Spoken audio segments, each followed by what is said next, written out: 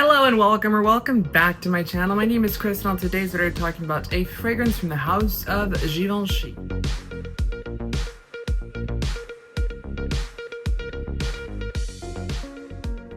Today I have a fragrance from their Oud collection. These are going to be the darker bottles, the more expensive, the more premium, the more luxurious bottles for this collection.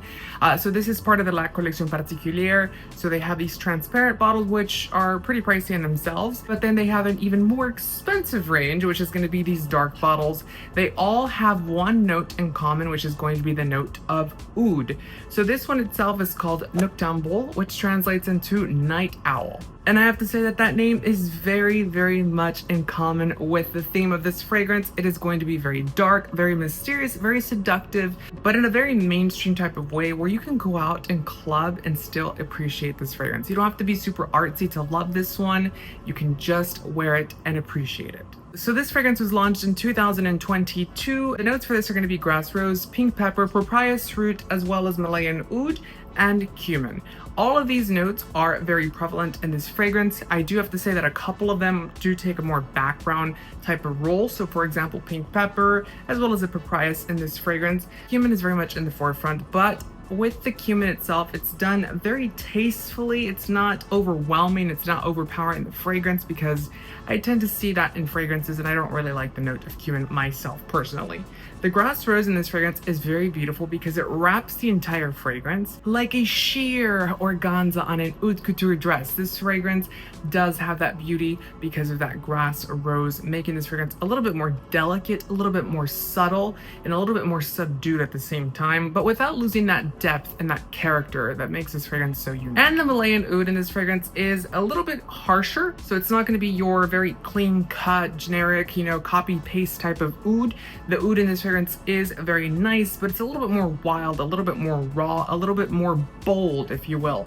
And it does contrast very well with that grass rose, giving you a beautiful element of delicate and wild. So both of those mixed together, giving you the perfect combination for a great fragrance. Now this fragrance does have great longevity and performance. I think all of the La Collection Particulière, most of them are going to have great longevity and performance, at least the ones that I've purchased. This one itself has even better. I think all of their dark bottles, the oud ones themselves, because at this point this is two that I have, do tend to last a long time. I mean, you can even wash your clothes and still have it on your clothes, the remnants of it, at least from my experience. But overall, I think this fragrance is fantastic. It smells good. And what I really love about the entire La Collection Particulière, in particular the darker bottles that I've noticed, they tend to kind of pay homage to the older Givenchy fragrances like Organza, Amouage, Demons and Agent.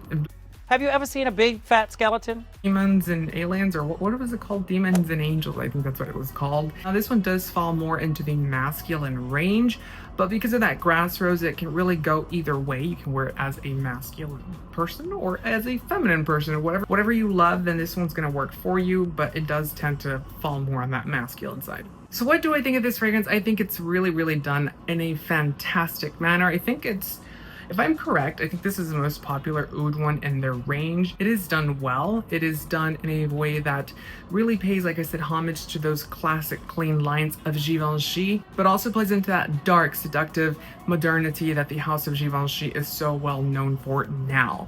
I think that it's a very nice contrast of bringing the old world and the new world into one and merging it to create a beautiful fragrance, and that's what they did with this fragrance itself.